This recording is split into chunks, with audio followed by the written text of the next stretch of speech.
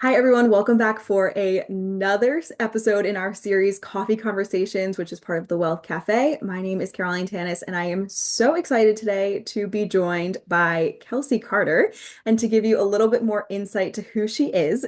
She leads the internal learning and development as well as the employee experience function at a mid-sized consulting firm. She builds and executes a company-wide learning strategy that focuses on all the various forms of learning, especially those through human connection. And we are going to dive into all of that today. So, Kelsey, thank you so much for being here. Thank you for having me.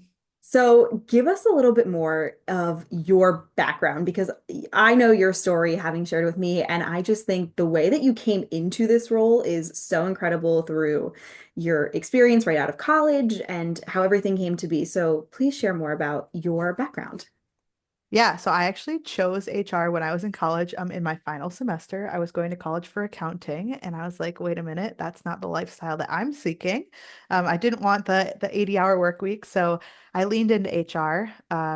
Shortly after college, I actually decided to join the Army National Guard, so I took a little bit of a pivot in my career, which I can explain in a minute if you want me to explain how that one happened. But then I decided to come back into HR. I was doing HR generalist work and realized that the area that I was best served in, the thing that made me excited to go to work, I was really happy with it, was learning and development. Mm. It's because I could draw so many parallels from my own life over into learning and development. And I can truly say I'm one of those really weird people. I don't feel like I'm working when I'm at work. I genuinely have a great time. I love what I do. I'm constantly learning myself. And so I have that learning personality where it's really fun to work with others. And selfishly, I get to stay away from some of the harder sides of HR that other people are really, really great at. That is incredible. And as somebody who also prides himself on being a lifelong learner, I love the way that you've then embraced that throughout the different parts of your career. So tell us a little bit more about your time in the military. So how did that come about? And I know you learned so many formative things while you were there, and I would love for you to share that with everyone. Yeah, so it is actually an interesting story. Like I said, I went to college first and then decided to join the military. Shortly after I graduated, I actually graduated from a four-year university at the age of 20. So I was very young. And so I Wow. had flown through school. I graduated high school early, I graduated college early, and I sort of had this mini like life crisis. And I was like, oh no, like what comes next? What am I really going to dive into? And I realized that my life had to have more purpose. I couldn't just keep checking these boxes. I couldn't be like, okay, great, like I got a degree. Do I go get another degree? Do I go for a master's? Do I just start working in the corporate field? I wasn't really sure what that meant, but I knew that I needed to do something bigger than myself because I had this desire to serve others. Mm. And so I went down the path. I decided to actually join the Wisconsin Army National Guard. It was a little flavor of both, right? Like I got to stay in the corporate world, but I also got to do the military side of things. Which it ended up being great. My military service actually got cut short because I became a single mom about 2.5 years into my 6-year contract. So I did not finish out my 6 years in the Army. But like you said, I did actually learn a lot of great things even in the short amount of time. The military teaches you so much about yourself, but it Yeah. also teaches you about other people, and certainly a lot of what matters most. So I think, especially in a training environment, you kind of have that moment where, wow, this is hard. This is taxing physically. This is taxing mentally. How am I ever going to get through this? There's this concept of embracing the suck. Like you don't really know fully what the end result of this training exercise will be or what you're really diving down into. But you're surrounded by people, and we're all doing the same thing. We have the same mission, whether that's in training or, you know, a lot of my friends went on to be deployed, and they certainly felt the same, is that you're surrounded by these people who truly care about you. And nobody's in it for themselves. It's not this dog eat dog world. Nobody's fighting for the next thing. Like we all just really want everybody else to succeed.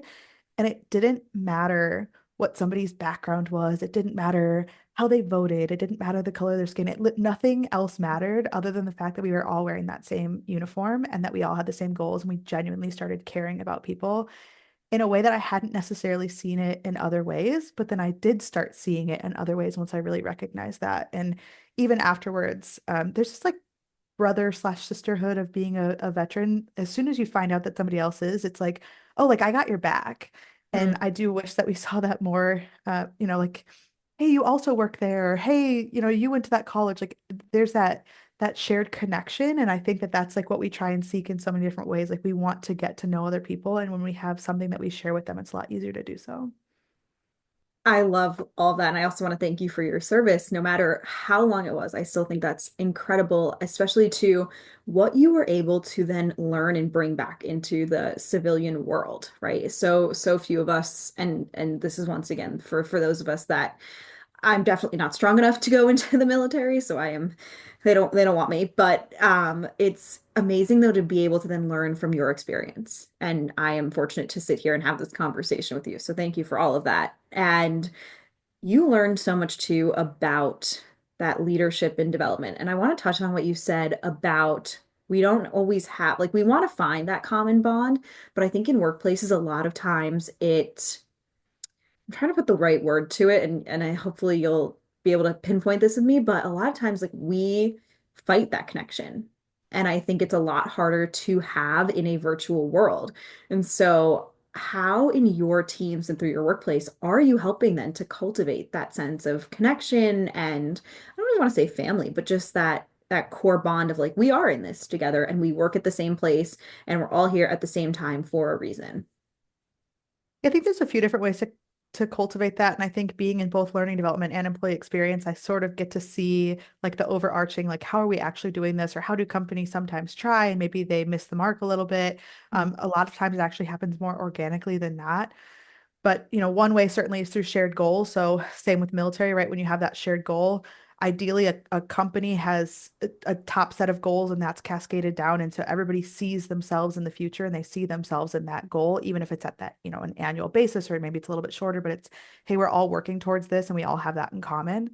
I think learning in itself can actually bring people together. So whether that's creating like a talent pool, like, hey, all of you are all managers or all of you are early professionals and you're still trying to grow, but even as something as simple as, hey, we're all trying to learn the same skill right now. So maybe somebody's trying to learn like how to sell when you're not a seller, and you just want to have Mm. this growth mindset, especially in the consulting world, like that's really prevalent. And you just all realize like, hey, I want to learn this, hey, I want to learn this too, and you start having those conversations and that connection. And so learning or skill building can actually be that connection point for somebody that's like, hey, I actually want to do that too. Like let's have a conversation, let's meet weekly, let's do something, or let's take a training class together. And when you start building some of those intentional connections, then the connections last well beyond.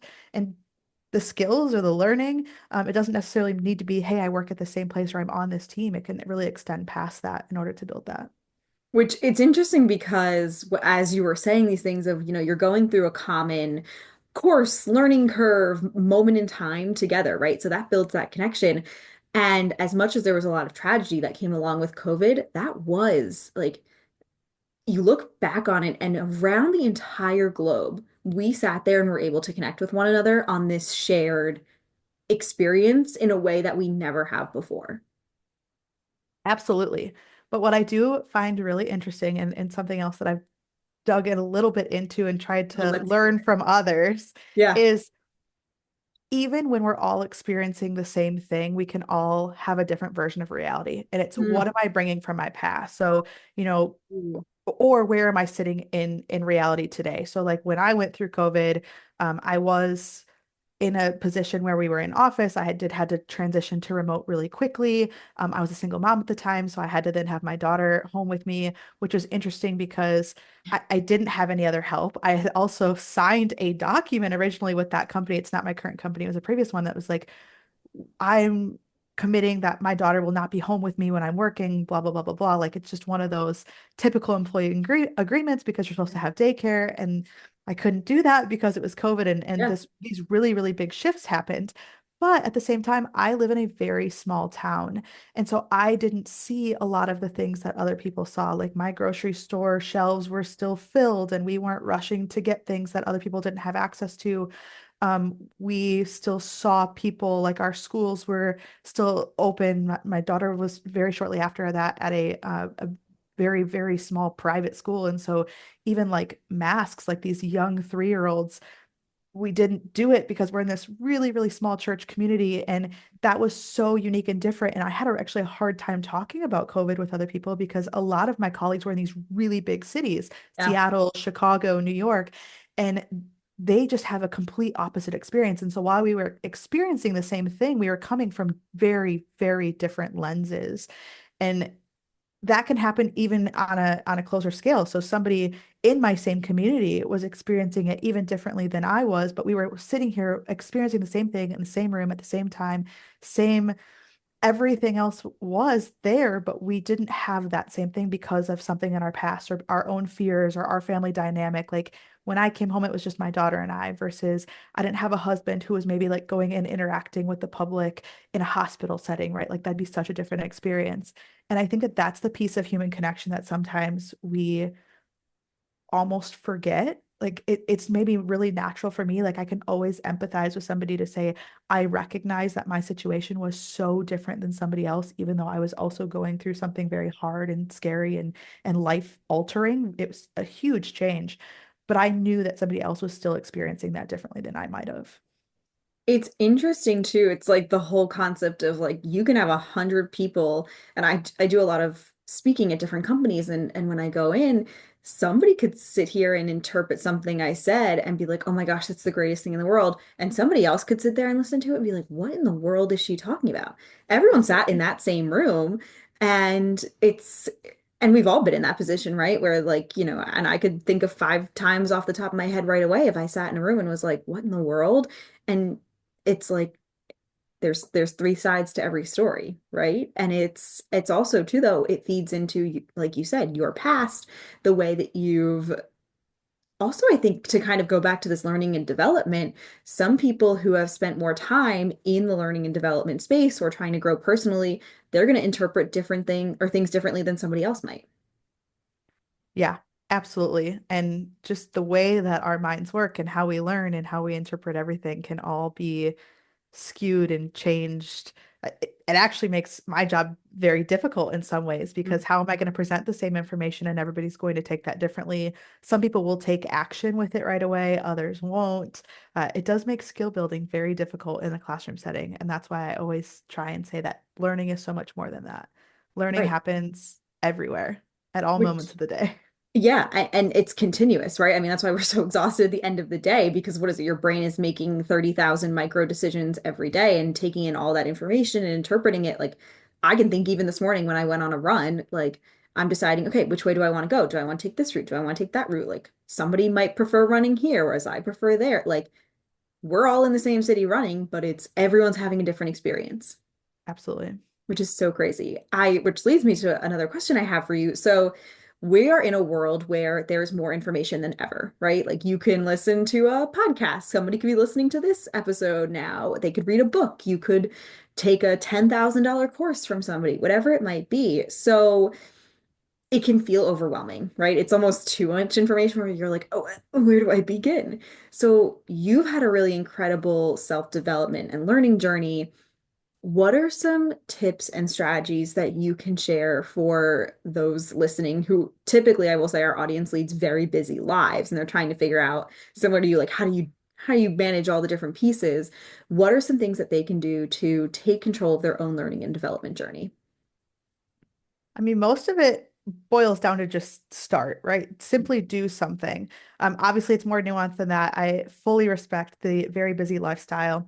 That becomes a lot of habit stacking and finding out what works for you, but also learning about yourself. So, are you somebody who can sit down and read a book? Do you have time for that? Do you enjoy that? Um, do you process information that way? I'm somebody who does not, right? So I actually listen to Audible or audiobooks because that resonates a lot better with me, but also my lifestyle. I'm always on the go. I'll listen to it in the car while driving. I'll listen to it at the gym. Like I gain access to information more quickly that way.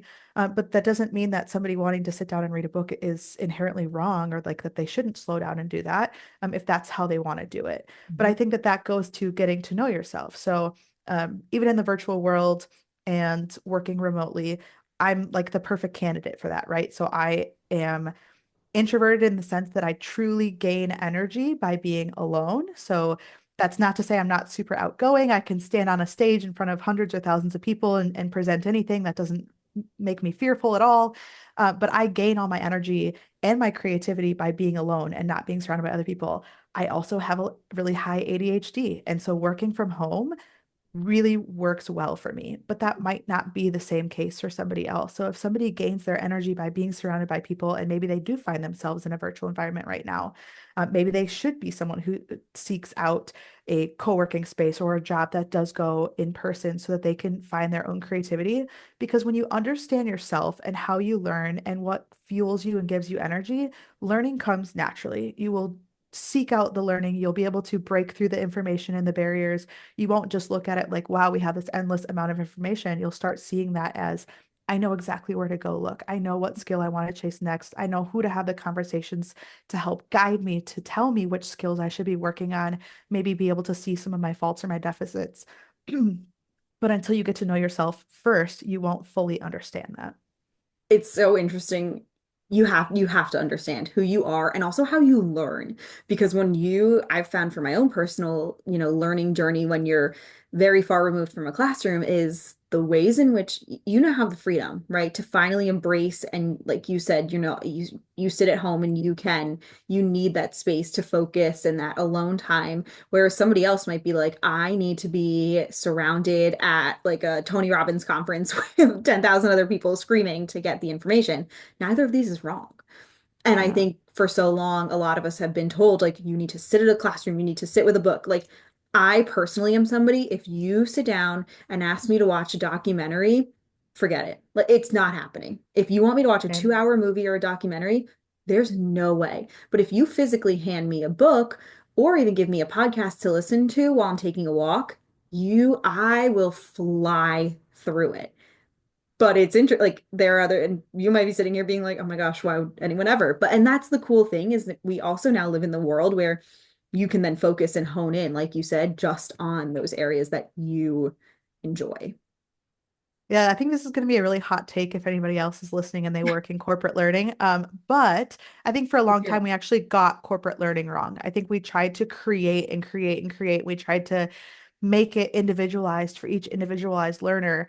But now I go off of this. I'm going to create the framework and then they need to be able to customize it themselves. I'll give them the information and then they need to take and run with it because that's actually what adults are best at.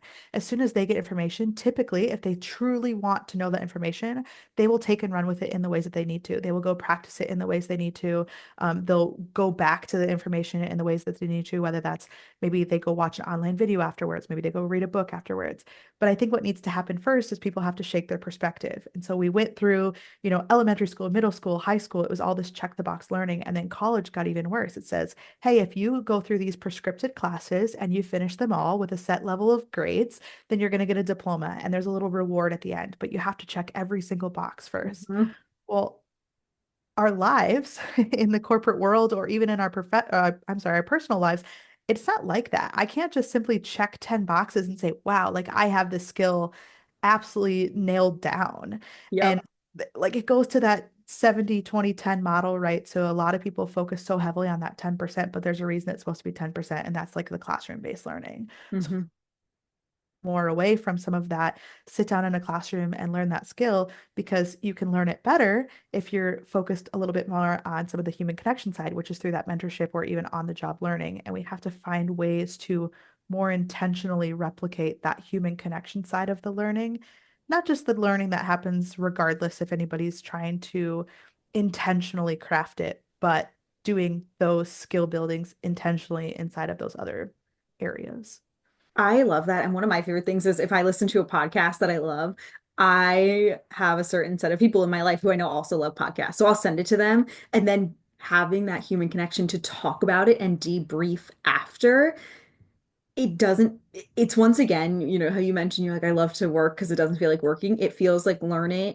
I'm learning, but it doesn't feel like I'm sitting there studying a textbook. But the amount of knowledge seeping into my brain is 10 times over because I listened to it. I reinforced it with a human connection and then now take that back into my work or my personal life every day. Well, and sharing it with somebody is sort of that same concept of you're going to like watch one, then you're going to do one yourself, and then you're going to teach one. And sometimes we can replicate that teaching somebody else something by simply sharing it, waiting till they also absorb the information, then going back and having a conversation with them. Coffee chats are a great way to do that. So I actually love that, your little segment's called coffee chats because that is how people can come and do a really low lift of learning with almost a bigger impact than something that was well crafted and it took me 6 weeks of my time to put together this whole presentation and the PowerPoint and the facilitation guide, and then somebody goes and sits through the course. It's like I almost could have done that by creating less and just doing more with people getting in the room together and having that connection and speaking with one another and learning from their own experiences because we as adults, we all already have experiences to lean off of. I also find it really interesting. I'd love to hear your perspective on this. Is I like having these videos and then they are out here for people to listen to 10 times over. I had a book come out in November and I encourage people, I'm like, come back and read the book different times and points in your life because each time you're going to pick up something different. So I'm curious too if you've seen this in your own learning journey. You can put somebody in front of something one time, but they have to be in the right mindset, in the right space in their life, in the right time to be able to take it in and actually hear what you're saying. And so I hope that people listen to these conversations and come back in a year and say, oh, you know what? Now I really want to work on this. So I'm curious your perspective and also how you've seen that kind of play out in your own life. Absolutely. I think that is 100% a very real thing. There's the saying, right? Somebody has to hear or see it 7 times before they really absorb or learn it. But it also goes back to this always has a negative context. I don't mean this negatively at all, but somebody's own version of reality, right? So my life experiences change the perception of how I am as a person. A really great example for any parents listening is, how I thought I would parent before I became a parent was very different than I am now. And my experience has led me to change how I am. Uh, I am definitely somebody who will go back and rewatch videos or re-listen to books. Atomic Habits is one of those books for Mm. me. And every single time I listen to that book, I end up finding a different way. So, like, whether I'm stacking a new habit or I'm replacing one, and a lot of that is something else that I do specifically in my life, and that I call it expanding my why. So, I don't necessarily feel like I have to always know exactly what my why is. Like, oh, here was my why. Here's why I'm learning this thing, because even that can change. And as I come back and review my goals or just check in with myself and say, hey, like, why am I still doing this thing in my personal life right now? That's powerlifting. Like when I first walked into the gym, I didn't plan to be a powerlifter, but I accidentally stumbled into a powerlifting gym. And I was only going to the gym because I wanted to be. I had this reality moment. I was like, oh no, someday I'm going to pick up my daughter for the last time. I'm going to set her down and I won't be able to pick her back up again, or it just won't happen. And I was like, oh, no, I'm going to be strong enough. Like I am going to pick her up even if she's 21 years old. I will be able to pick up my daughter. I'm gonna Wedding have the day. strength. Wedding day, it's fine. Like I will be able to pick her up, no problem. And then it kept expanding. It's like, well, now I'm chasing. I'd like to be stronger. I'd like to chase the next segment on the board of the SPD board where my total gets bigger and I can move my name down there. And now I'm signed up for a sanctioned meet. And so it's not that my why ever changed. I still want to be strong enough to pick up my daughter someday, but it keeps expanding and I keep adding these micro goals onto that. And I think that that goes back to that, right? Like coming back to the same concept at a different point in my life. I'm not doing what I did before. I'm just doing it differently, and that's okay. I'm still learning and I'm still learning the same skill, but I'm doing it in a different way that's really meaningful for my life right now. That's awesome. And it's part of evolving. And I think once again, too, when you mentioned the thing about parenting and it's okay, yeah, you can say you want to parent like this. Well, when a pandemic hits, even though it was, a little bit of a different situation where you were because it was a lower population, that still affects everything going on, even if it's at a smaller scale than, I'm right outside of New York City, right? So we took the brunt of it was a little different time. It's very hard. But it still impacted people everywhere, and that is going to change how and why you do things.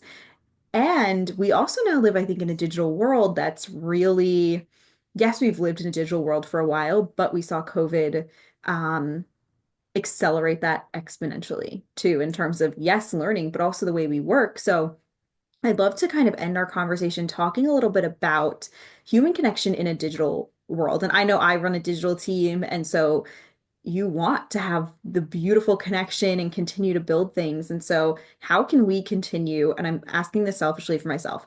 How do I continue to evolve and grow, learning and maintain incredible human connection in this virtual world? So I think I'll start by saying it absolutely is possible. And I think some people just really need to hear that because a lot of people are saying, well, it doesn't feel possible or it's just not the same. And in some ways, it's not. I think back to I had a job at a bank, and when we were in person, I learned like little keyboard shortcuts by watching my trainer do that, or I learned how to or how not to speak to customers on the phone Yeah. by listening to others, right? Like there are elements that we absolutely are missing now that we're in a virtual world. But that's not to say that we can't still create connection. It's just going to look a little bit different and it will be intentional. So, same with learning is happening all the time, but we can craft that to be intentional. So, a few points that I would probably say is lean in, don't shy away from it. Just really find the way that works best for you and the people surrounding you. So, get to know yourself first, but I would encourage everybody else on the team to also get to know themselves. I recently went to a leadership summit and spoke with somebody in person, and he was saying he doesn't feel like he actually knows somebody until he knows how tall they are, meaning he truly doesn't feel that he knows somebody until he's seen them in person. And in a way, I can kind of understand that because there are elements of that face-to-face connection that we can't replicate. But if that's something that's really meaningful for somebody and that's something that the team needs, then just try and find a way. Like, is there budget where you can all come together once per year? It doesn't need to be this like weekly ongoing thing to be able to create that really meaningful connection. A couple other things. Don't ever say something that you wouldn't say to somebody's face. Mhm. Always assume positive intent from others and just really embrace the fact that we want diversity of thought. Being in a digital world, because we have so much heightened access to information, we are also getting bad information and maybe information that's causing clutter in our minds. And we're feeling strong emotions one way or the other. I think politics is somewhere that we start seeing this, and somebody feels really strongly one way, or they feel really strongly the other way. Uh, but we have to remember that everybody comes with this really wonderful and beautiful set of things that make them uniquely them.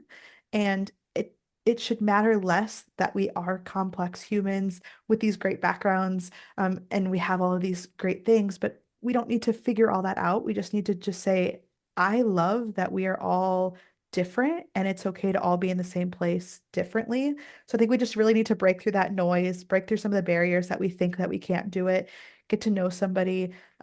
It's very interesting. Virtually, you actually can know a little bit more, but you can also hide it. So a lot of people who have different abilities can hide that. Maybe if a woman who got pregnant can hide her pregnancy a little bit longer, maybe that's a good thing. But also, my coworkers often will see my daughter run in the room and they'll get to know her. And I think that Mhm. that's beautiful and wonderful. I actually really appreciate that. My coworkers really appreciate that. And they get to see a different side of me and who I am. And so I lean into that. If somebody wanted to protect that part of themselves, they get to do that. So all of that I just said, though, goes back to just getting to know yourself and what's going to work best for you, and then choosing that, hey, I'm going to create these intentional human connections and I'm going to reach out to people when I need to reach out. I'm going to have conversations when I need to have conversations. A lot of that becomes some of it's one-on-one and some of it's in a group setting. And even if that's virtual, as long as you have some of those conversations and you get everybody to have a voice, everybody will feel a connection in some meaningful and powerful way. It's funny being in the world of finance as I am. Everything is typically very buttoned up, right? Everyone's like suits and how do I, show as little about myself as possible. And when the pandemic came, that all changed. And so I have a weenie dog. And at one point, I was on a meeting with a very large client, and he hopped up on like the table. He like got up on there and walked his entire slinky body across the camera. And I thought, I was like, my career is over. I was like, this is it. These clients now who are very like, buttoned up people, whatever, they love this dog more. And they ask, they go, how is he? And I'm like, I'm good too. Thanks for asking. I'm They're like, great. yeah. And they like send him toys. I'm like, geez, like, but it's so funny. That would have never happened in if they came to an in-person office, right? I do Absolutely. have some limits. He does not, he stays home. But it's like we forget, I think, a lot of times that that is a human connection, right? Like I love when I was on another call the other day and the my client's dog also they had the kids with them and the dog walked up he was so big he walked up to eat the kids' dinner off the stove. So there was like mayhem and it was so human though. And I'm like, this is what it's about. And Yes, I think I love the idea of coming together like once a year, right? You can still have that in person, and then you need to then continue to build off of that in a virtual world and continue to grow that way. And it doesn't have to be an all or nothing society. Yeah. I mean, it goes back to what where we had kind of started that everybody's seeking some connection point with somebody else. So Mhm. somebody sitting on that call, maybe they also have a dog, or maybe they also had that moment where their dog came on camera and they were mortified. And it's like, wait a minute, like we are all human. We can't control our very human lives. And maybe that's finally a good thing. Like the pandemic did give us some really strong positives with human connection for some of those realism ideals. Like I love that. I'll lean into it. I know other people maybe hate it a little bit, and hopefully maybe they'll come around and find their own version of that connection. Yeah, I agree. I hope to some extent everyone, and to whatever extent they feel comfortable, they embrace it because we are human. People get sick. People's, internet goes down or tech doesn't work or, the kids get sick. Like it's okay. And I think we're now also trying to move to the place where it's like we forget that people are still human beings.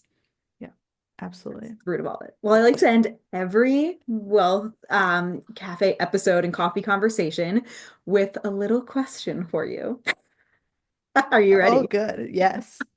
What is something that you do every day that just makes you feel wealthy?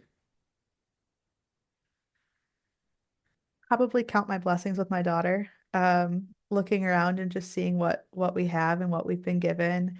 I know I will often pull in my driveway and after I pick her up from school and I'm just like, wow, like this house is mine, this car is mine, but way more importantly, we still have each other. And so we could lose all of this in this moment, but that's maybe not what makes us wealthy. It's that if I had to restart, I could do it all over again.